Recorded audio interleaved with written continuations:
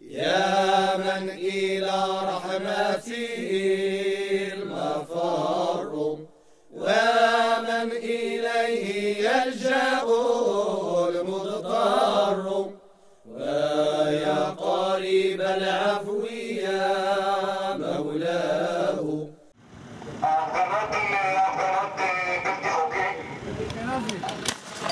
جنازي ما تكثر.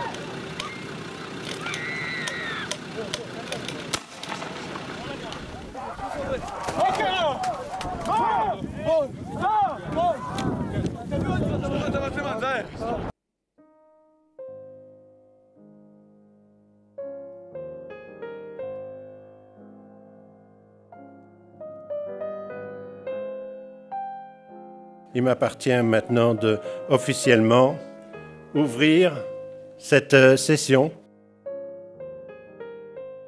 Today, our task here as members of the Russell Tribunal on Palestine is very simple, very clear, very uncontroversial.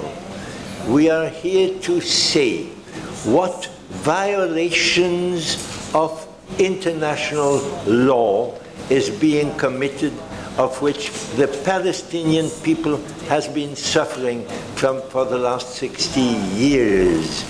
We are here to say that any country member of the United Nations, and that is the case of France, of South Africa, and of Israel, has a commitment to that charter, which is to implement the texts that have been submitted and adopted by the international organization.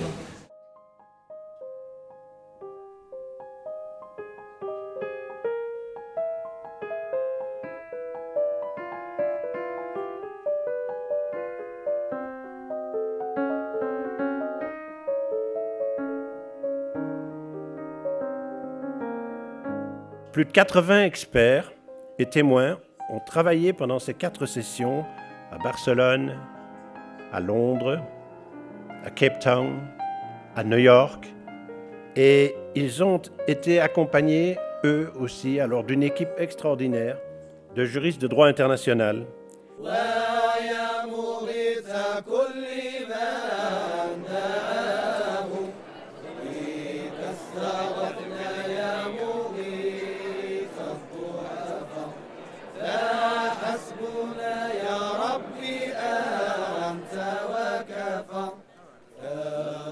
The forces at work in Palestine, much the same as the forces at work elsewhere, are recognizing that chips are down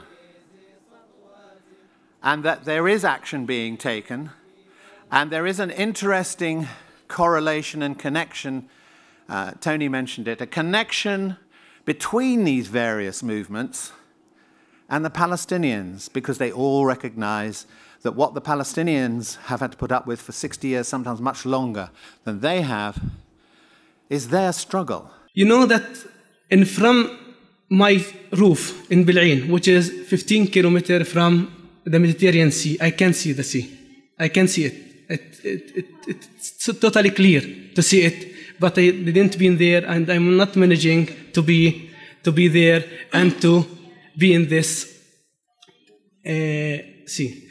Today, as we speak, there's Palestinian workers stopped at checkpoints that can't get through, being held up by 18-year-old soldiers. There are farmers watching their land but unable to get to them. There are Palestinian tour drivers showing tourists parts of Palestine that they cannot get to and having to smile while doing it to make a living. The ethnic cleansing of Palestine in 1947 and 48 that led to the flight of over 3/4 of the Palestinian population is the starting point of any explanation of the evolution of Palestinian labor conditions. Palestinian workers today are spread across many geographical regions. Refugees like myself denied our right to return to our homes, those living in the West Bank and Gaza Strip, in scattered population centers, divided from one another by Israeli settlements, military checkpoints, and Israeli-only highways. And finally, there are Palestinian workers who are citizens of the State of Israel. Each of these groups of Palestinian workers face harsh conditions to various degrees, but their conditions stem from the multi-tiered system of colonialism, occupation, and apartheid imposed on them by the Israeli state. C'est l'histoire d'un grand-père qui parle avec son petit-fils, et son petit-fils qui lui dit « Mais je n'arrive pas à déterrer ce pieu-là ».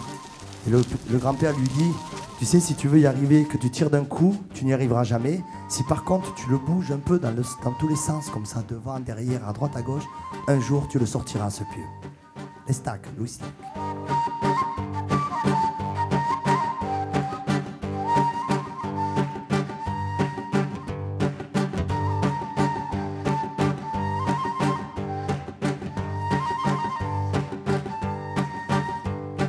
La visise te'n parlava de pomaggi al portal mentre il sole sperava e il carros veien passar siset que no veus l'estaca on estem tots lligats si nos podrem desversar mai no podrem caminar. We use the word apartheid in Israel officially. In other words, the word we use, the name of our policy towards the Palestinians is called Hafrada in Hebrew. F-H-A-F-R-A-D-A. Hafrada in Hebrew means apartheid, a separateness, to separate. We simply say it in Hebrew rather than Afrikaans. But it's the same concept. And in fact, the official name of the wall is not the security barrier, because it really wasn't built for security, but the official name of the wall is the separation barrier. So and Israel calls the line of the wall, I was going to show it on a slide, but we don't have it, but Israel calls the tortuous line of the wall that intrudes deeply into Palestinian territory its demographic border. Its security border is the Jordan River, but the demographic border is and this is all in documents, in government statements. This isn't something secret that I'm revealing today. It's up front and it's explicit. And I think that it conforms to what Leah was saying.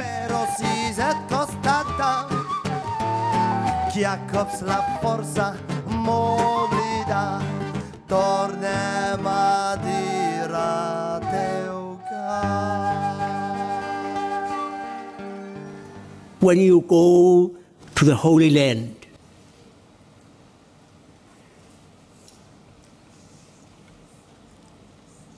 for us,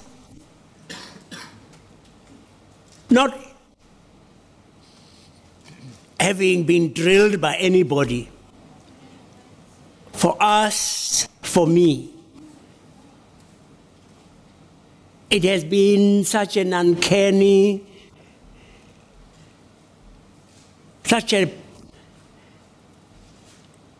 an agonizing thing to see a replay of what used to happen here. In many respects, the apartheid regime was much more honest, because the laws of apartheid were openly legislated in Parliament and they were clear for all to see. Whereas the laws governing Palestinians in the Palestinian territory are largely contained in obscure military decrees or inherited emergency regulations, which are virtually inaccessible.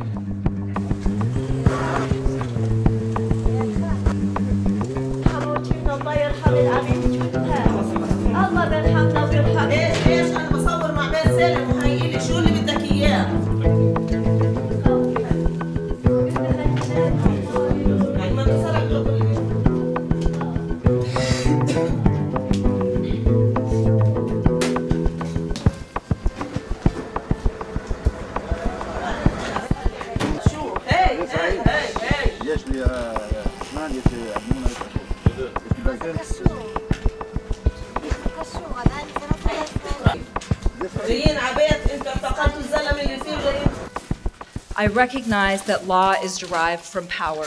I recognize that the way that laws are made is not some organic laws, but that there is the push and power that creates laws. But that said, I think that we generally know what is just and what is unjust.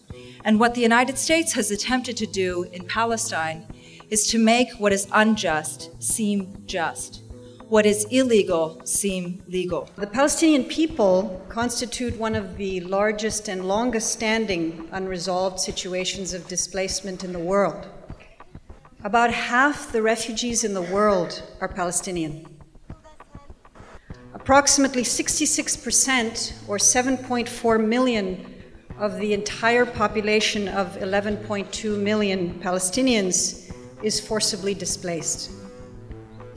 Among those displaced are at least 6.8 million Palestinian refugees and another 519,000 internally displaced persons.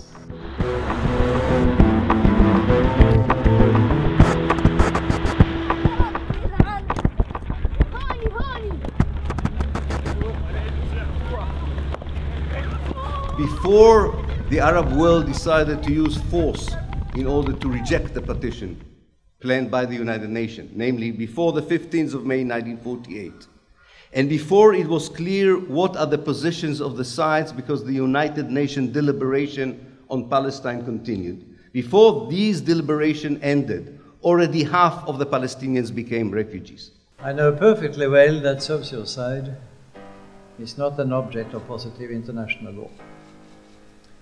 I can sense one reason why.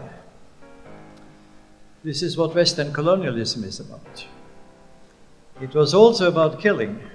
It was also about destroying nature. But it was above all tearing apart, fragmenting, marginalizing local indigenous societies.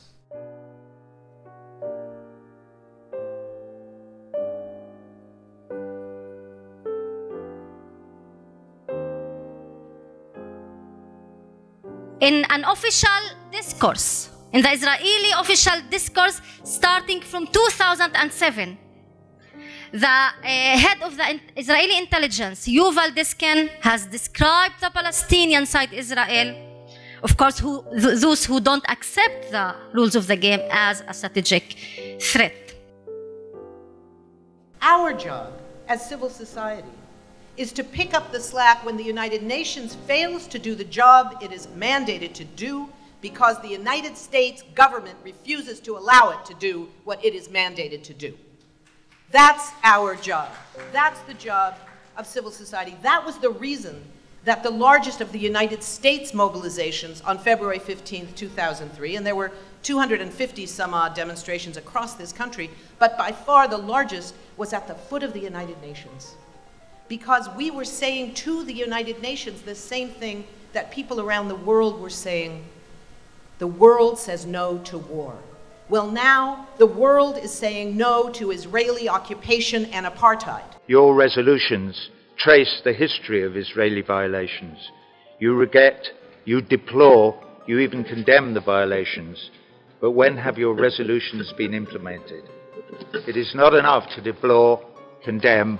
What we need is for the United Nations, for you, Excellencies, your governments and the General Assembly in which you serve, to take seriously your responsibility to protect Palestinians living under occupation and facing the daily violation of their inalienable rights of self-determination and equality.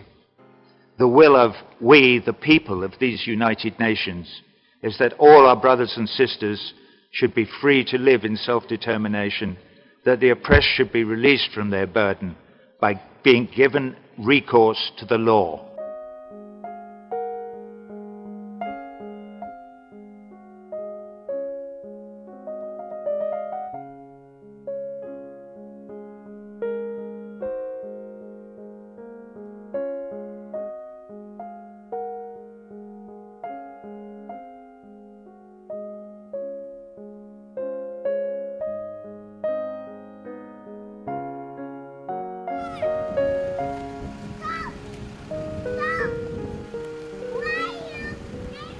And I want to begin by emphatically asserting that the important work of the Russell Tribunal on Palestine is not over.